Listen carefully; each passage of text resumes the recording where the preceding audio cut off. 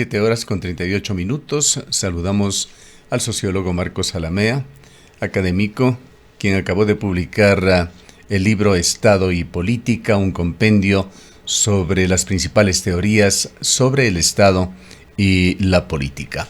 Iniciemos este diálogo, sociólogo Alamea, con su opinión sobre este laboratorio de experimentación que se convierte Argentina con estas teorías libertarias de Milei. 300 puntos, 300 reformas tiene este decreto que lo entregó al pueblo argentino para su conocimiento el día de ayer y lo trasladó al Congreso argentino el presidente Milei. Sus alcances están aún por verse.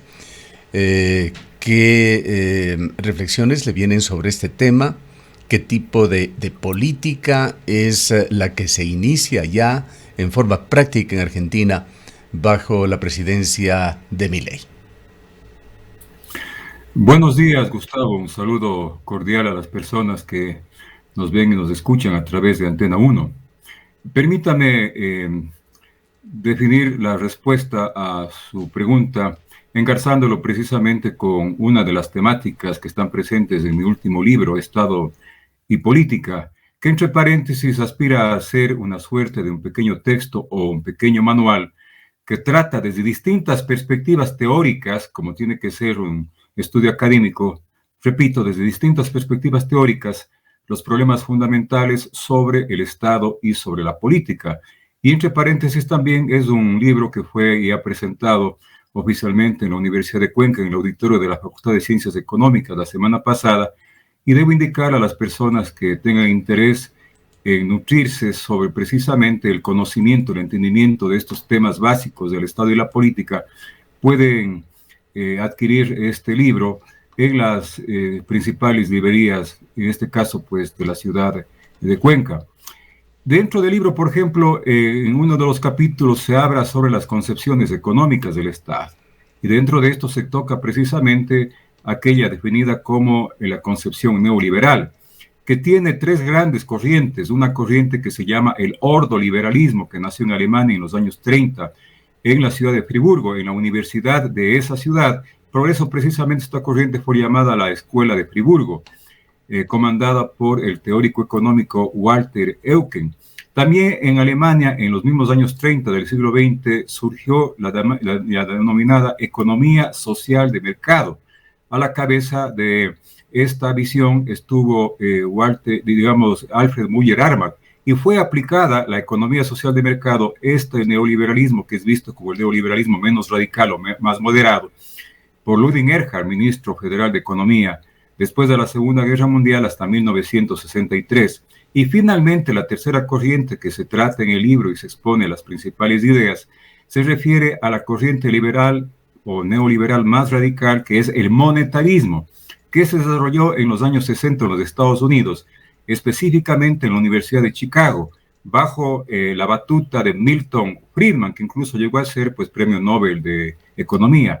Friedman, recordemos, pues el padre del neoliberalismo monetarista, fue invitado por Pinochet a principios de los años 70, luego del golpe de Estado, como su asesor económico, porque Chile se convirtió en una cabeza de playa pues para el inicio de las propuestas neoliberal monetaristas en América Latina.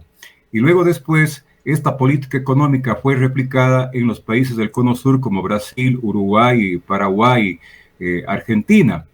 Entonces el neoliberalismo nació allá. Luego después históricamente vemos de que estas políticas neoliberales pues al tener consecuencias de costos sociales, sobre todo para la mayoría de gente de esos países, generó conflictos sociales y políticos, el retorno a los regímenes democráticos, porque el neoliberalismo en los años 70 en los países del Cono Sur fue aplicado en el marco de las feroces dictaduras militares. Y claro, los países decidieron más bien adoptar a políticas de carácter más bien regulatorias, keynesianas, que es lo que también se trata en el libro. ¿Qué es esto del keynesianismo? Que no es otra cosa sino aquella visión económica que plantea una economía regulada, un mercado regulado por el Estado con una serie de acciones y medidas en el marco de esta estrategia. En el caso de Argentina, Recordemos, como usted lo señaló bien, pues hace un momento, pues ya fue aplicado un recetario neoliberal, también con cierta radicalidad, bajo el gobierno del peronista de derecha Menem. Menem, que estructuró una suerte de gobierno neopopulista, porque el populismo clásico es más bien un populismo keynesiano. Y claro, Argentina, ante el fracaso del neoliberalismo, pues optó por gobiernos neo-keynesianos. Por ejemplo, los Kirchner representaron esa visión económica, pero el fracaso del kirchnerismo lleva otra vez de regreso pues a un neoliberalismo mucho más radicalizado, un ultraneoliberalismo, incluso bautizado por el propio Milei como una suerte de anarcocapitalismo, que no es otra cosa sino un capitalismo sin norma y ley, donde todo se libera, pues el Estado reduce su intervención en la economía, se libera la economía para el comercio internacional, para el ingreso del capital extranjero, se privatizan todo tipo de empresas del Estado, se flexibilizan las relaciones laborales, incluso se reducen, como usted también acabó de señalar, pues los derechos laborales, uno de ellos el derecho a huelga, la fijación de salarios mínimos, y prácticamente no hay límites para que el gran capital, sobre todo, pues pueda actuar libremente. Ahora, esto Milei lo hace convencido de que estas políticas ultra neoliberales van a sacar a Argentina de la crisis, tanto de la crisis fiscal, cuanto también, pues, de la falta de crecimiento económico y consecuentemente del desempleo, y sobre todo dentro de la parte macroeconómica, a sacar a Argentina de la inflación. Sin embargo, pues medidas drásticas como las que está tomando, la eventual dolarización, pueden más bien llevar, como el propio Milei ha anunciado, pues a un costo social grave, por lo menos el gobierno 2 años. argentino ha advertido y reiteradamente de que viene una etapa muy dura, que habrá una alta inflación antes de que éste empiece a controlarse.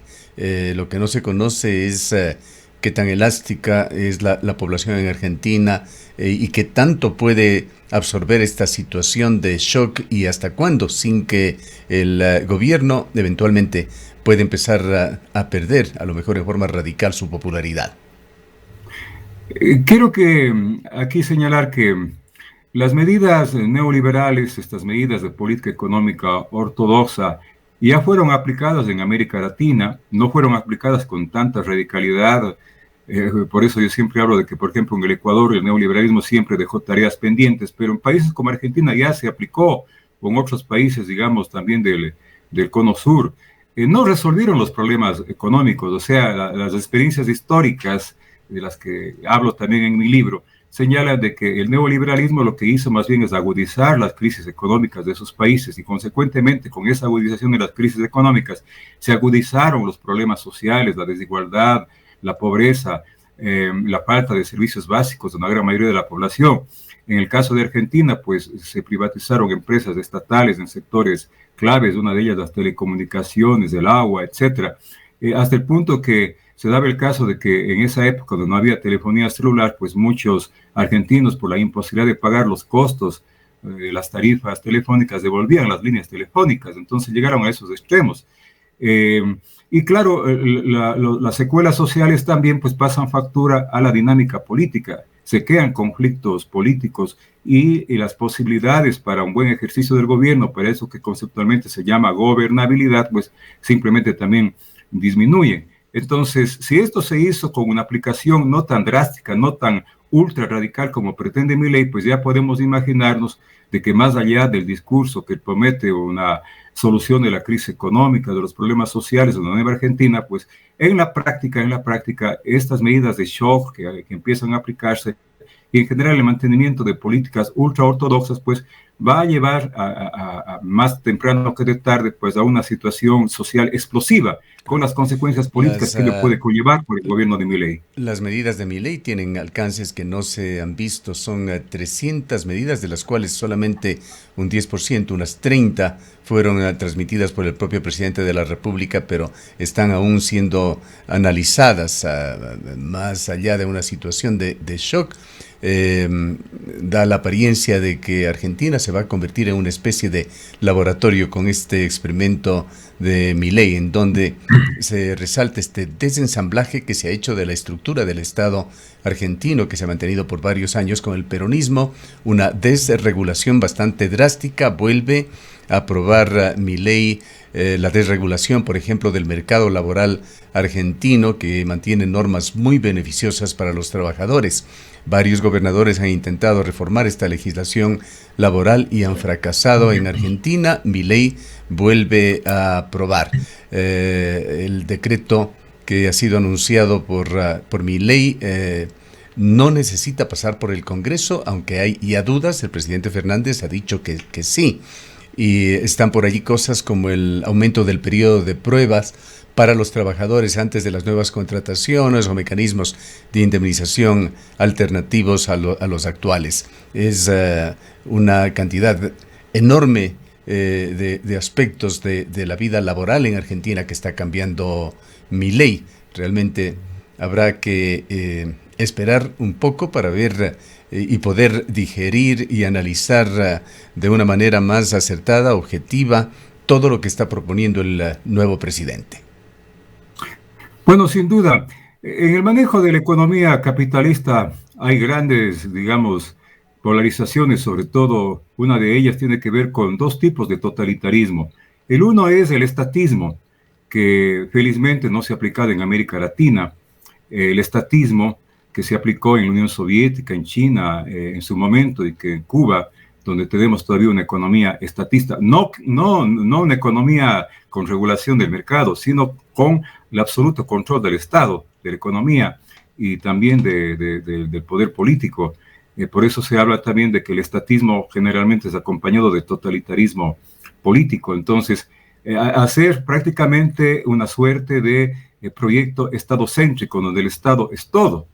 Otra cosa es la presencia reguladora del Estado, que no anule el mercado, sino simplemente, pues, repito, pues, lo que hace es establecer estas reglas y estos controles en el mercado. Ese es el keynesianismo que se aplicó con esto después de la Segunda Guerra Mundial y permitió salir de la crisis económica de posguerra, pues, a Europa, a los propios Estados Unidos. Tan es así que se puso de moda el keynesianismo que un presidente republicano, Richard Nixon, decía: todos somos keynesianos, porque el keynesianismo permitió un crecimiento económico de décadas, un auge hasta comienzos de los años 70 en el caso de Europa. El otro totalitarismo, es decir, el neoliberalismo plantea obviamente un mercado libre, pero el Estado no queda anulado completamente, porque el Estado es necesario para promover precisamente, pues, ciertas políticas que liberen el mercado, pero el Estado sigue siendo el sujeto, el agente de la política económica. El otro extremo totalitario que quería referirme es el extremo del mercado total. Frente al Estado total, el mercado total. Y los dos extremos, pues, son absolutamente negativos, porque anulan a la sociedad en verla como, digamos, la parte prioritaria en el manejo de un Estado, en el manejo del ejercicio del poder. Y claro, y usted señala, pues, el tema, por ejemplo, de lo laboral. Generalmente, pues, las políticas las neoliberales por sí, pero las ultraliberales mucho más, hay que ver el resto de acciones que va a tomar Milei, apuntan básicamente ni siquiera a una explotación laboral, sino a una sobreexplotación de la fuerza de trabajo, lo cual significa, pues, casi regresar a los comienzos o inicios del capitalismo, incluso con jornadas laborales de 12, 14, 15 horas y con salario irrisorio, que llevaba a que las expectativas de vida de la gente sean absolutamente críticas. Entonces, este experimento, pues, como usted lo señala con esos términos con los que yo coincido, pues, desde la experiencia histórica, prácticamente podemos decir que potencialmente puede llevar a una situación bastante, quizás problemática, si no catastrófica, en el futuro a la Argentina. Eso está por verse, no es comprobarse. Algunos aspectos que valen la pena también analizar. El hecho de que se puedan hacer operaciones en dólares sin impedimento alguno en la Argentina, ¿significa una dolarización? Bueno, no exactamente, simplemente significaría, digamos, una economía bimonetaria con una doble moneda, ¿no? Donde circula libremente la moneda nacional y la moneda, en este caso, la divisa norteamericana, que es el dólar. Tampoco se ha vuelto, digamos, a la famosa convertibilidad, donde se puso a la par, pues, o a la paridad el precio del dólar con el precio del peso argentino. Convertibilidad que es la prima hermana de la dolarización y que también terminó a la larga fracasando en el caso de Argentina. La promesa de Milei fue establecer algo que se ha dado en el Ecuador, pues la dolarización, es decir, la eliminación de la moneda nacional y simplemente pues la circulación del dólar como moneda única. No creo que eso quede totalmente descartado. Sin embargo, sabemos que una dolarización inicialmente provoca también consecuencias socialmente graves. En el Ecuador la dolarización provocó una estampida inflacionaria. Por primera vez tuvimos una inflación de 3 dígitos. En el primer año de la dolarización pasó el 100% con un incremento de los precios en algunos artículos, bienes, servicios, que incluso llegó a duplicarse, a triplicarse, y eso deterioró tremendamente las condiciones de vida de amplios sectores de la población, hasta el punto que ahí se produjo la segunda ola migratoria de millones de ecuatorianos que tuvieron que salir del país, a Europa, España, Italia, a los Estados Unidos, por el nivel de empobrecimiento que generó.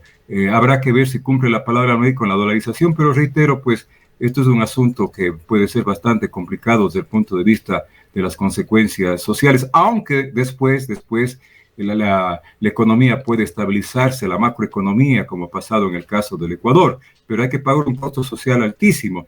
Por eso mismo yo suelo decir de que ya el daño se hizo, pues suprimir la dolarización pues sería simplemente generar otro tipo de consecuencias sociales que serían graves. Yo creo que casos como el ecuatoriano, no es que alguien va a decretar salir de la dolarización, cuando simplemente no existen condiciones, cuando falten dólares, automáticamente se saldrá de la dolarización.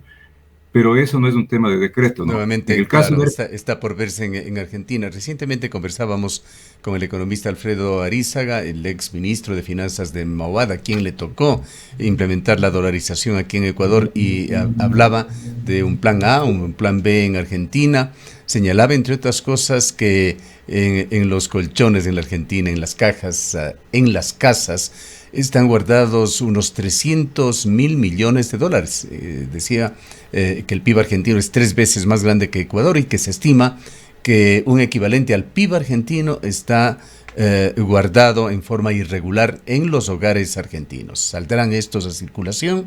Alfredo Arízaga coincidía en el tema, en el sentido de que esto dependerá del grado de confianza que los argentinos tengan en su gobierno. En este caso, pues, esa política, digamos, o ese comportamiento social de guardar dólares bajo el colchón, para decirlo figurativamente, responde primero a una falta de confianza en la moneda nacional. La gente prefiere, ¿no es cierto?, guardar sus bienes económicos, sus recursos económicos en una moneda dura como es el dólar, y sobre todo ante la expectativa precisamente de que puede establecerse la dolarización como proceso de política monetaria, eliminar la moneda nacional, pues que circulen los dólares. Algo un poco parecido a lo que pasaba en el Ecuador. Recordemos, Gustavo, la gente quería deshacerse de los sucres, de intercambiar lo más que podían los sucres en dólares y guardar los dólares. Entonces, algo parecido en cuanto al comportamiento económico-social de gran parte de la población, pues está sucediendo en Argentina, porque hay la expectativa de que efectivamente, pues, Milei termine cumpliendo la promesa de dolarizar la economía argentina. Otro tema que llama la atención es esa medida en el sentido de que los extranjeros no tendrán límites para comprar tierras. Es conocido que en Argentina la tierra está con bajos precios, hablando relativamente con respecto al resto de la economía en América o en el mundo. Los pisos, los departamentos, los bienes raíces están a precios bajos. ¿Qué podrá suceder en este sentido? Y también tendríamos que preguntarnos por qué muchos gobiernos sí ponen límites para la compra de tierras por parte de extranjeros. Bueno, no solamente el neoliberalismo, en este caso el ultraneoliberalismo, supone una desestatización de la economía, o diríamos al revés, una privatización creciente de la economía, incluso hasta en ámbitos económicos de atención social básica, como salud, como educación. Es lo que va a permitir Milei que se produzca en Argentina, sino también una suerte de desnacionalización de la economía, que significa, ¿no es cierto?, que el patrimonio de las propiedades cada vez sean menos de agentes económicos nacionales y más vale sean propiedad de agentes económicos internacionales. Hay una suerte de, repito, de extranjerización o desnacionalización de la economía, lo cual supone también, pues, quizás un elemento de controversia sobre un tema, un concepto tan venido a menos ahora, que es el de la soberanía nacional, de la soberanía económica de los países. Pero bueno, generalmente el capitalismo no tiene una concepción de defensa del mercado nacional, de las instituciones económicas nacionales, más bien es proclive y opuesto pues, a todo lo que signifique nacionalismo, defensa de la soberanía nacional, defensa, digamos, de los sectores económicos y productivos nacionales, que todo tiene que desnacionalizarse, extranjerizarse.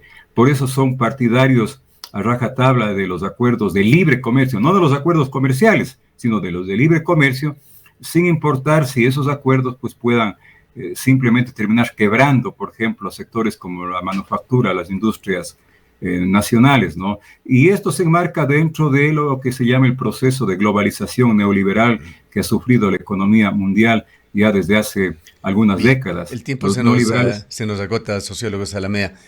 No quisiera dejar de tocar, por lo menos brevísimamente, el tema de Ecuador. El presidente de la República, Daniel Noboa, estará en su primera visita en calidad de presidente el día de hoy a Cuenca. A las 10:30 tendrá un encuentro con el periodismo local en la gobernación.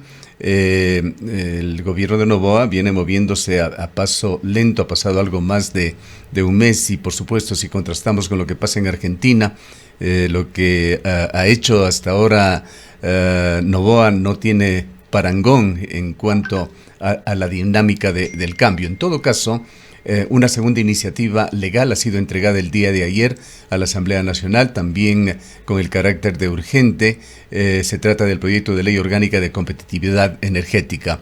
Un brevísimo comentario sobre lo que viene haciendo para tratar de mejorar la situación económica del país, que es también muy crítica el presidente Daniel Noboa.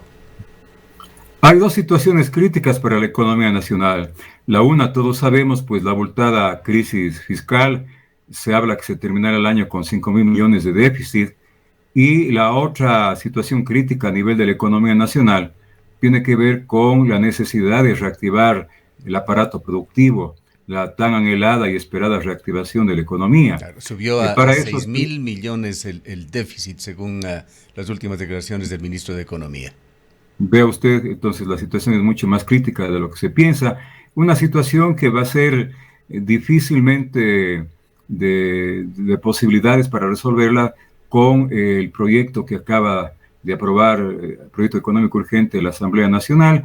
Va a significar ciertamente un pequeño paliativo. Menos de 1.000 millones es lo que podría dotar a las arcas fiscales el funcionamiento ya concreto de este proyecto, pues en cuanto a medidas recaudatorias. Por eso mismo es que ya se alerta y se habla de la posibilidad de vender una parte del oro físico que tiene en reserva el Estado ecuatoriano. También se empieza a hablar ya con insistencia estos días de una focalización del subsidio a los combustibles y también de nuevos emprestos, de nuevos acuerdos con el Fondo Monetario que permita tener más liquidez por la vía de un nuevo endeudamiento, porque va a ser difícil pues la parte económica fiscal resolverlo en los próximos meses. Y por otro lado, pues también para la reactivación económica se ha planteado una serie de, entre comillas, incentivos tributarios a aquellos que empleen sobre todo mano de obra juvenil, etcétera, que puede ayudar, ¿no? Pero las causas estructurales de la falta de crecimiento económico en el Ecuador no están siendo tocadas por parte del gobierno actual, por lo menos en este primer proyecto de ley. Habrá que ver ya los pormenores de este segundo proyecto y de otras medidas que a futuro pueda tomar el presidente de la República. Lo que sí queda claro, debo decirlo brevemente, Gustavo, es que en el primer proyecto, tal como lo mandó el presidente a la Asamblea, pues sí había, digamos, indicios de un modelo neoliberal con cierta drasticidad que ventajosamente fue frenado por la vía de la negociación con el propio gobierno por parte de los bloques parlamentarios, porque incluso en aquello de las alianzas público-privadas, lo que se pretendía incluso es dar la posibilidad de que se privaticen sectores claves económicos con servicio social como salud, educación, incluso hasta las ciclovías, algo que nos recordaba algún proyecto anterior del propio presidente Guillermo Lasso, o aquello de que las zonas francas podrían ser declaradas independientemente por cada empresario, y convertirse el Ecuador prácticamente pues a una zona de económico con zonas francas inusitadamente por todo lado. Bueno, a propósito, hay allí una alusión a zonas francas en esta nueva propuesta que ha enviado Novoa, zonas francas que se restringirían en cuanto a los alcances de lo que se ha señalado allí para el sector eléctrico, es decir, ciertos espacios de libertad empresarial para generar y vender energía en el país que habrá que tenderlo. ¿Qué alcances tiene? Sí, sin duda. Pero en el caso, por ejemplo, del proyecto enviado por Nova, sí se frenó aquello de que en las zonas francas, pues simplemente los derechos laborales no corrían, no se respetaba el Código de Trabajo, lo cual no pasó, y efectivamente, pues creo que esta relación interesante que en estos primeros tiempos ha tenido el gobierno con Novoa, pues que da cuenta de una forma distinta de relacionamiento frente a la que hubo con el gobierno de Lasso, pues puede ser positiva. La relación con la Asamblea, quería decir usted. Sí, con la Asamblea, exactamente, con el órgano legislativo del Estado llamado Asamblea. Correcto. ¿Cómo no? Le agradecemos muchísimo. Gracias también, Gustavo. Un buen día. Declaraciones del sociólogo Marcos Alamea, académico, autor de un reciente e interesante libro, Estado y Política. Son las 8:04. Tarjetas Jeff lleva a tu mesa todo el sabor.